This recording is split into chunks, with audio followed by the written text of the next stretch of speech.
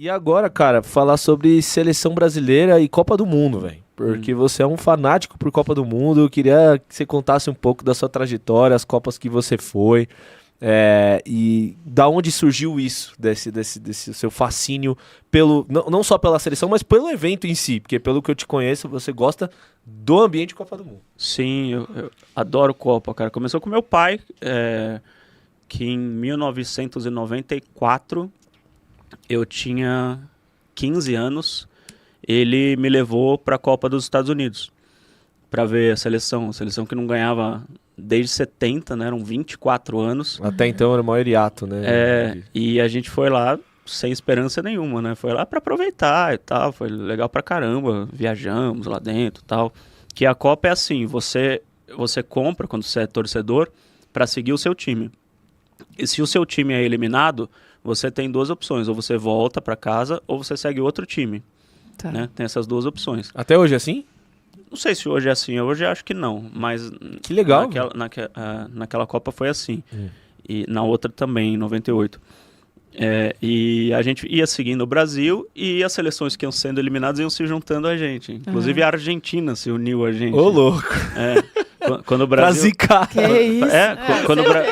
Quando o Brasil... Essa é legal. Quando o Brasil foi jogar com a Suécia na semifinal, que o Romário fez aquele gol de cabeça, o ônibus pegou a gente no hotel, os brasileiros, e passaram no hotel da Argentina, porque os argentinos tinham falado, para não voltar para casa, que eles torceriam pro Brasil. E os caras sobem no ônibus com a bandeira da Suécia. Uma bandeira gigante da Suécia no meio dos brasileiros. O que deu? Porrada. Deu porrada dentro do ônibus, cara. Coisas de Copa do Mundo. Tem umas coisas muito legais. E aí, depois de 94, a gente ganhou, dei maior sorte, né? Em 98, aí meu pai conseguiu levar a família. Minha mãe e minhas duas irmãs também. Foi muito legal. Fomos cinco na Copa da França. Né? E o Brasil foi pra final de novo, só que perdeu. E aí, em 2002, meu pai falou, não vai dar, muito caro, tal, não sei o quê. Japão, não vamos. Deu a louca nele, um ano antes, começou a juntar dinheiro, a gente foi em 2002. E aí cara, foi você pegou muito o melhor legal. ciclo de Copas, eu acho. 3 finais, 2 títulos. Nossa. Eu falei, nossa, sou muito pé quente. Né? Não pode deixar de ir nunca mais. 2002 foi demais, foi sensacional. E aí, em 2006, eu já estava na rádio, Copa da Alemanha, eu fiz produção, eu era produtor, não era repórter ainda. Não, eu era repórter, mas eu fazia produção também, eu fazia as duas coisas. Aí eu não fui, óbvio. Daí 2010 foi a grande surpresa, assim, que eu tava há muito pouco tempo, assim, como repórter e tal, e resolveram me levar. E por causa da questão técnica, porque como eu falei pra vocês que eu fazia sonoplastia e tal, então falaram, vamos levar ele, que qualquer coisa ele sabe. Sonoplastia te ajudou, então. Eu fui meio que como coordenador de tudo. Pra África do Sul. Eu fazia menos reportagem e mais coordenação. E só que chegou lá, eu acabei fazendo de tudo. Eu fazia reportagem meio que porque eu queria. Eu pegava o metrô, ia para os lugares, fazia reportagem, voltava, não vamos usar, isso aí tá ruim. Fazia de novo, isso aí tá muito legal, tal. E acabei fazendo uma baita de uma Copa do Mundo no sentido da reportagem, porque eu meio que me enfiei ali e fazia coordenação. Nossa. Eu brinco que eu entrava às 7 da manhã, saía às 9 da noite, assim, do estúdio, porque eu fazia tudo. Mas foi uma baita de uma Copa, me diverti pra caramba também e tal. Baita de um país. E eu, por exemplo, não fiz a final nessa Copa. Eu fiquei no estúdio, no IBC, né? O centro de imprensa lá, e não fui pra final. Por quê? Porque eu precisava cuidar da parte técnica, e já estava meio que cuidando de desmontar o estúdio, como é que a gente vai voltar pro Brasil e tal. E esse foi 2010. Aí 2014, Copa no Brasil, eu já fui como repórter mesmo. Né? Eu e Ivan Drago. O Ivan cobria a seleção brasileira e eu cobria todo o resto, que sempre foi o que eu gostei. Assim, os caras brigam comigo. Uma vez o Márcio Bernardes lá brigou comigo, falou, o auge de todo repórter é a seleção brasileira e você está negando a seleção. eu sempre falei assim, cara, eu gosto de fazer galera, eu gosto de fazer coisa diferente, eu gosto de fazer algo que ninguém espera que eu vá fazer, alguma curiosidade. Eu gosto disso. E você ficar na seleção brasileira, apenas na seleção, é o quê? Você pega o ônibus, o metrô, o carro, o que quer que seja do seu hotel, vai até o treino da seleção, fica lá. Daí vai na coletiva, faz a pergunta na coletiva, acabou. Daí você grava o seu boletim. A seleção treinou e não sei quem falou. Este foi não sei quem. Porque você não tem bastidores de seleção brasileira, ainda mais na Copa do Mundo, é muito fechado. Totalmente. É muito difícil. A não ser aquele cara que faz seleção há 84 anos, tipo Wellington Campos, gente finíssima. Que hoje tá na Itatiaia, em 112 rádios diferentes, né? Ele trabalhava com a gente, inclusive. Sério? Lá na Transamérica. Legal. Ele é muito bom. E ele sabe, né? Porque ele conhece as pessoas há 300 anos. Mas é muito difícil um cara como eu, por exemplo, conseguir alguma outra informação de seleção na Copa do Mundo. Então eu prefiro fazer outras coisas. Aí em 2014 eu fazia outras coisas. Tanto que eu ia 2 dias antes para a cidade onde a seleção ia jogar, já fazendo matéria sobre o local, ia no estádio, conhecia o estádio, e daí chegava o repórter da seleção junto com a seleção. Então foi legal, e daí eu já fiz a final. Eu tava no 7-1, né, todo mundo pergunta, você tava no 7-1? Tava no 7-1. Bendito dia. E depois eu tava em Argentina e Alemanha. Você que tava lá nesse dia. Eu que tava lá. Qual era, não sei, a atmosfera do lugar? Terrível. Tinha gente chorando do meu lado. E antes? Antes era festa. Alegria nas pernas. Todo mundo tava achando que era alegria nas pernas. Alegria nas pernas. Põe o Bernardo, né? Pô, vamos pra cima dos alegria caras. Nas pernas. Vamos pra cima dos caras. Porque o Dante conhece os alemães. Exatamente. Mas depois não, durante. Tão mal, né? Durante o jogo, você já ia vendo a galera começar a chorar no 4º gol, no 5º gol. Pessoal desesperado. Porque como é que chama? A tribuna de imprensa fica no meio da galera, né? Não fica separado. Tem torcedor do lado direito e do lado esquerdo. Então você vê o pessoal. E aí, acabou o jogo, o Ivan Drago, que fazia a seleção, eu falava pra ele assim, você decide. Você vai ou pra coletiva ou pra zona mista. Você faz o que você quiser. Eu faço o outro. Porque você é o repórter da seleção. Então, o repórter da seleção é natural que escolha. E às vezes ele queria zona mista. Às vezes ele queria coletiva. Nesse dia ele falou, eu quero coletiva, que eu quero perguntar pro Filipão. Falei, beleza, eu vou pra zona mista. Eu cheguei na zona mista com vontade de bater nos caras. Né? Eu só queria dar alegria pro meu povo. E eu comecei a entrevistar e eu percebi que eles não tinham noção do que tinha acontecido. Assim, eu lembro que eu entrevistei, acho que o Marcelo, se eu não me engano, e ele, foi um jogo ruim, não sei o quê, tal. Daí eu falei, você tem noção que você estava no pior jogo da história da seleção brasileira, o pior resultado da história? Ele arregalou os olhos. É porque eles não estão acostumados também com esse tipo de pergunta, né? Ainda mais que ele jogava no Real e tal. Sim. E aí parece que caiu a ficha nele, né? Porque eles acho que não tinham noção do que tinha acabado de acontecer. Eu não sei se por causa do baque, né? Por causa do tombo às que eles vezes tá levaram. Ali no choque já. Às vezes eles estão em estado de choque, não sei. Ou às vezes eles não têm mesmo, né? Não sei. Mas, enfim, daí no vestiário lá tava uma coisa de louco, porque a gente precisava meio que mostrar para os caras o que tinha acabado de acontecer. Eles não chegaram pedindo desculpa, queria dar Primeiro alegria queria pedir pro meu país e tal. Eles chegaram como se fosse qualquer jogo. Perdemos, né? Enfim. Mais uma terça-feira, né? Exatamente. E foi terrível. Daí isso 2014. Aí 2018 na Rússia. Aí, pra mim, foi a melhor Copa, assim, que eu fui, porque deu pra fazer muita coisa legal. Eu não escolhi fazer seleção de novo, eu deixei. E eu fiz muita coisa legal de reportagem e tal. E essa eu fiz a final também, França e Croácia. Então, 14, 18 finais, 94, 98 e 2002 finais. Então, são 5 finais, 6 Copas. Meu Deus. Resumindo. Sonho de qualquer pessoa. A do Qatar você foi? Não. Qatar não fui. Não. Por causa do Vitor Pereira, que vocês vão perguntar. Não, deixa esse cara pra lá, ele tá cuidando da sogra, velho. Deixa ele lá, cuidando da sogra dele. Quero falar sobre a Copa de 18. A sogra dele ainda é viva? Não sei. Segundo craque, Neto mas eu vou falar disso depois. Aquele dia que Mas não é mesmo. Não é mesmo? Mano, esse cara não vale nada. Não sei, cara, tô brincando. Vou falar sobre 18. O que você fez, cara? Que 18? Que você fez? Você falou que deu pra fazer muita coisa legal e tal. É que a cidade é muito diferente. Quanto mais diferente o local, mais você consegue fazer as coisas que eu gosto. Por exemplo, na África do Sul, eu fiz muita matéria sobre o Apartheid. né?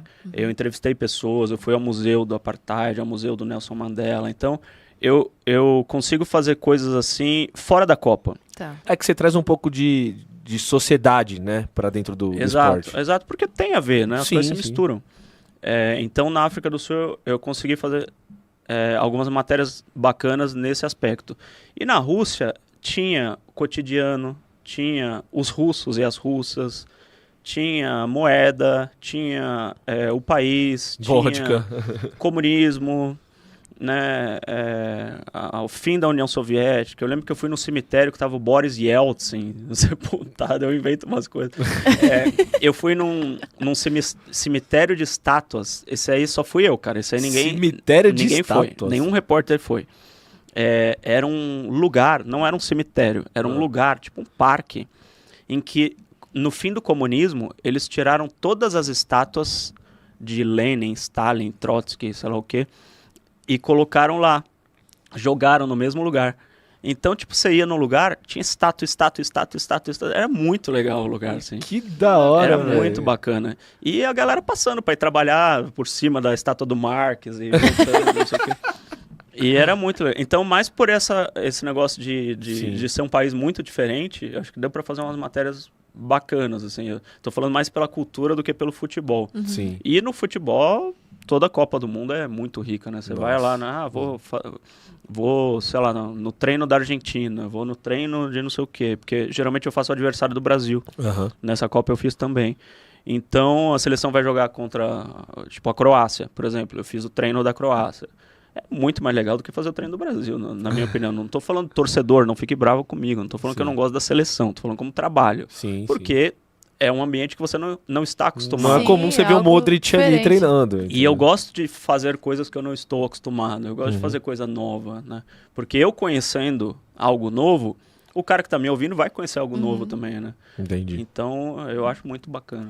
Você falou aí que, né, esse lado mais cultural, né? E quando foi no Brasil, você puxou para esse lado também de trazer outras informações tão ligadas ao futebol? Porque, querendo ou não, são coisas que a gente estaria mais acostumado, Sim. né? Eu tô lembrando agora, tinha bastante coisa dos protestos, né? Inclusive na Copa das Confederações, eu não vai ter morri Copa, né? várias vezes. Sério? Gás lacrimogêneo. Tô exagerando. Mas teve uma vez que foi bem legal, que eu tava... Foi legal. Mó legal que eu apanhei. As pessoas não entendem, às vezes, né? As coisas que passam na cabeça, assim, do repórter. Mas eu lembro que eu tava no hotel em Fortaleza, tinha acabado de acordar, tava de short e chinelo, assim, e o operador técnico que tava comigo no quarto falou, olha lá, tá tendo protesto aqui na rua. Daí eu olhei e falei, caramba, vou lá. E tava com o programa no ar, na rádio. E eu já tinha gravado, tava tudo bonitinho, né? Aquele boletim, oi, estamos aqui, não sei o quê. Eu falei, vamos, derruba esse boletim aí. Daí eu peguei o celular, liguei pra rádio, enquanto eu descia, e desci de chinelo mesmo, só pus uma camisa, né? E fui lá, né? Os caras da rádio, eu não lembro quem que tava apresentando, Marco Belo, onde você tá? Eu tô no meio da confusão aqui, não sei o quê. Daí quando eu começo a falar, começa a voar umas pedras desses tamanhos, assim, e começou a passar do meu lado. Assim, eu falei, caramba, vou morrer aqui, uma pedra dessa vai passar na minha cara. Daí eu comecei a falar as coisas no ar e... comecei a ter uns barulhos, começou que era eu som ali. E aí teve uma hora... Ninguém entendendo. Teve uma hora que eu falei, quem que tá jogando essas pedras? E falando, né? E tudo aqui com o telefone. Daí eu tentei passar por trás ali e chegar no outro lado para saber quem que tava jogando essas pedras. E eram as pessoas, né? Os torcedores, quem tava protestando. E do outro lado tava a polícia.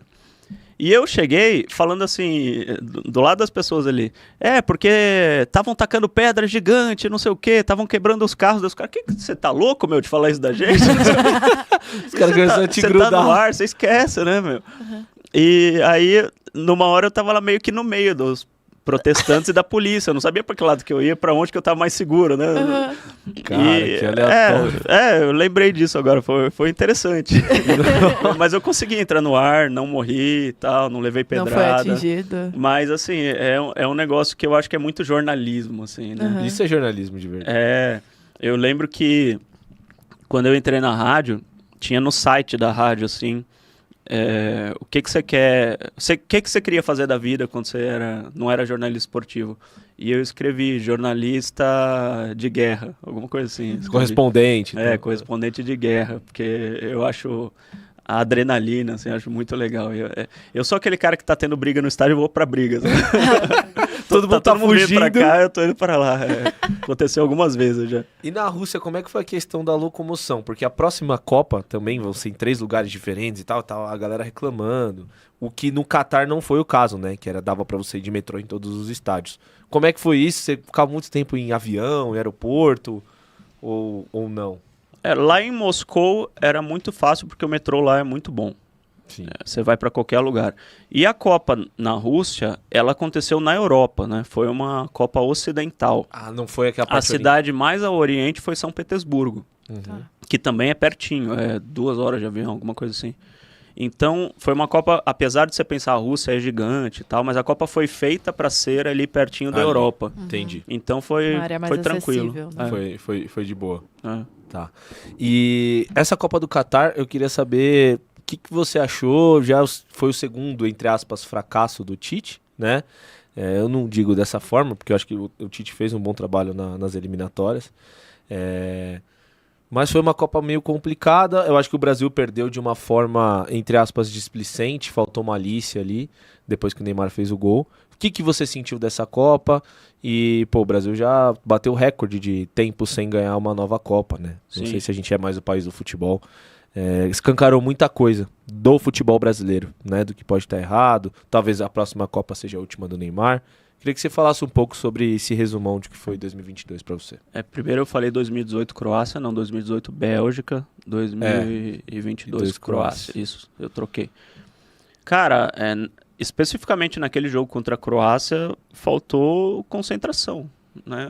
O Tite fala sobre isso, que ele pediu para os caras se fecharem ali. O Neymar tentou puxar o Fred, tentou puxar os caras. Então, para mim, faltou concentração. Foi o caso de um lance específico que a gente pode ver num Água Santa e Corinthians, num Palmeiras e Santo André. Os caras dão um branco ali e tomam um gol. Então, acho que não dá para avaliar a Copa por aquele lance, né? Ou por aquele jogo. E, no geral, eu acho que a seleção está muito igual aos outros times. Né? Não tem mais aquele negócio, a gente vai passar de fase fácil. Até em 94, quando eu fui, né? Fase de grupos eu nem fui. Eu cheguei nas oitavas, porque, fase de grupos. Né? E hoje não tem mais esse negócio, né? Hoje a gente pode cair na fase de grupos. Sim. Porque é muito difícil você falar o Brasil é muito favorito contra quem? Que o Brasil é muito favorito hoje. Eu não acho que ninguém, independente do técnico, é o Tite, é o Parreira, é o Luxemburgo, é o Ancelotti agora. Eu acho que independente do técnico, os jogadores do Brasil não são mais os melhores do mundo. Daí você fala, mas o Gabriel Jesus tá, o Firmino tá em tal, o Pombo tá em tal, o Neymar, não sei o que, estão nos melhores times. Tá bom, mas os das outras seleções também estão. Sim. Né? Você pega os melhores times da Premier League, tem jogador da Croácia, tem jogador da Holanda, tem jogador da própria Inglaterra. Antes não tinha jogador da Inglaterra na Inglaterra, né, por exemplo. A seleção era uma porcaria por causa disso. E hoje tem. Então eu acho que a seleção não é que ela é pior que as outras. Eu acho que tá tudo igual. Então, por exemplo, a Argentina ganhou a Copa. Pô, Argentina, maravilhoso. Penou pra ganhar a Copa. Passou da Holanda nos pênaltis ali. E ainda dizem que foi uma Copa meio que, né, endereçada à Argentina. Não sei. Não sei, dizem, né? Dizem. Dizem. Mas eu acho que é isso. Se tivesse 5 minutos que teve o Brasil e Croácia na Argentina, a Argentina teria perdido para a Holanda aquele jogo. Ou a final para a França, fracasso, ou a final para a França também. Né? É um fracasso, a seleção é horrível, não sei o quê. Não é que tá... Campeonato Paulista, Palmeiras, Santos, São Paulo e Corinthians. Só um vai ganhar. Né? E antes não. Antes a seleção era... Caramba, né? Tá na final já. Sim. Não sei contra quem, mas tá na final. Hoje... Então, eu, particularmente, não fico criticando o técnico, o jogador X, o jogador Y, porque eu acho que qualquer coisa que você faça ali, lógico que você pode transformar o time num time mais competitivo, menos competitivo, um time mais rápido, menos rápido, isso aí a gente pode discutir taticamente. Mas, no geral, qualquer coisa que você faça ali é uma seleção como qualquer outra. O Brasil-Uruguai, o Brasil-Venezuela, que a gente viu outro dia. Sim. Hoje o que falta, então, são peças que se destacam de modo geral. Porque hoje está muito dividido, né? Os jogadores das principais ligas... Você não via tanto jogador africano assim antigamente. Você não via. É isso que eu ia falar. Os africanos, as seleções africanas estão muito fortes também. Hoje está muito distribuído, né? Você vê jogador japonês, você vê jogador chinês, norte-americano, né? Então eu acho que os jogadores do Brasil ainda estão nas melhores ligas, mas não são os melhores do mundo. Você não pega mais jogador brasileiro que, entre os 3 tem 2 brasileiros igual antigamente. Você acha que a falta de jogar contra os melhores dificulta o Brasil nesse sentido? Ou não? Porque tem gente que diz que sim, tem gente que diz que não. Não, acho que não. Acho que não vai porque eles estão jogando entre eles, né? Nos melhores. Não vai fazer muita diferença também você pegar um Brasil e Itália. Eu já fiz jogo Brasil e Itália, Brasil e Inglaterra, na Europa, amistoso. Legal. 0-0. Bacana. Não mudou. Não mudou nada. Eu acho que o treinador da seleção brasileira ele tem que avaliar as outras seleções, tem que estudar as outras seleções, mas se jogar, é legal. Não estou falando que é ruim você jogar, mas não é isso que vai fazer perder. Não, eu acho que isso realmente não vai fazer perder. Mas eu acho que talvez como conjunto, porque seleção é muito complicado. Eles ficam nos períodos de data FIFA, não tem aquele treinamento que tem no clube, e eu acho que o conjunto muda. A seleção, a Argentina, ela foi campeã da Copa pelo conjunto. Teve a sua sorte, teve momentos que não dependeu dela, começou perdendo a Copa para a Arábia Saudita, 2-1, ninguém esperava. Ninguém entendeu nada, né? Mas crise na Argentina. Crise na Argentina, mas eu acho que o mental ali, eles estavam muito unidos, querendo muito um propósito. Sim. E eu não vejo isso na seleção desde 2006 não teve, porque para mim foi a melhor dos últimos anos. Quarteto Mágico, o Adriano jogando muito e tal, e o que falam que realmente os caras não estavam focados. Não estavam focados. Em 2010... Estavam focados em outra coisa. Em outras coisas. Mas em 2010 eu acho que foi uma pena contra a Holanda. O Brasil jogou muito aquele jogo. Eu acho que o Brasil queria muito, né? Talvez, vamos lá, desde 2010. Porque, cara, 2014 aconteceu o que aconteceu. Jesus. 2014 é uma Copa que a gente tinha que perder. Perdeu de 7-1 da Alemanha, não tem como falar. Não foi um lance, não foi casual, não foi sorte. Tomou 7, cara. Então, merecia perder. E 3-0 da Holanda depois, né? Agora, 2010, 2018 e 2022 é detalhe, cara. Quem que falava isso? O Silvinho, né? É no detalhe, é no detalhe. O Silvinho é fantástico. Eu lembrei dele respondendo em espanhol na coletiva. Muito foda. Ele tá na Albânia, ele tá bem pra caramba na seleção lá. Tá bem. Você fez um videozinho. Fiz um videozinho falando dele. Mas eu não vejo a seleção com mais esse ímpeto de tipo, cara, vamos se fechar e tal. Talvez por a última Copa do Neymar ser a próxima, o que eu penso, talvez possa acontecer isso. Mas o Neymar tá na Arábia Saudita e claramente ele tá abaixo. Isso eu penso, né? Não sei o que você acha sobre isso. Nosso melhor jogador tá jogando na Arábia Saudita. Você acha prejudicial? Cara, é meio polêmico isso, mas eu acho que o Neymar, ele traz muita qualidade para a seleção brasileira. Ele é o melhor jogador da seleção brasileira, mas tem um ônus do Neymar, de você ter o Neymar. Se a seleção joga sem o Neymar, tem um pouco mais disso que você tá falando, de grupo. Né? A seleção joga para quem? Para todo mundo. Né? A seleção joga para a seleção. E quando o Neymar tá lá, a seleção joga pro Neymar. Porque se a seleção não jogar pro Neymar, a seleção não joga. O Neymar, ele precisa disso.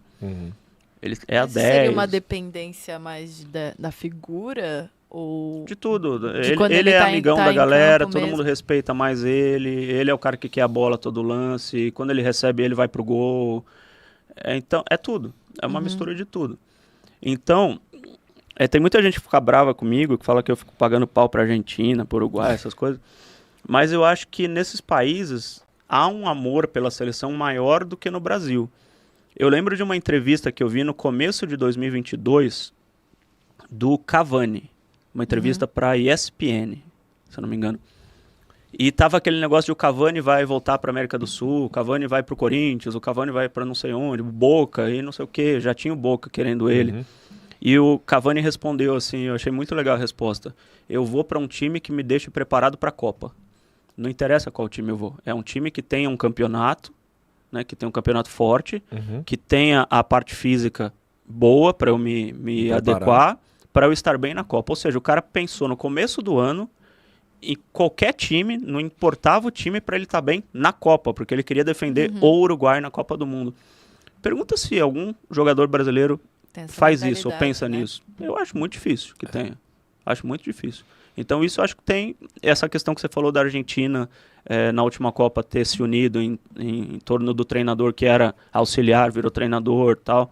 E todo mundo... E do Messi também. E do Messi também, porque era a última Copa do Messi. Sim. E o Brasil, quando quis jogar, né? Vamos jogar pelo Davi Luiz, a camisa do Neymar. Deu no que deu, né? Deu no que deu. Prefiro não falar sobre isso.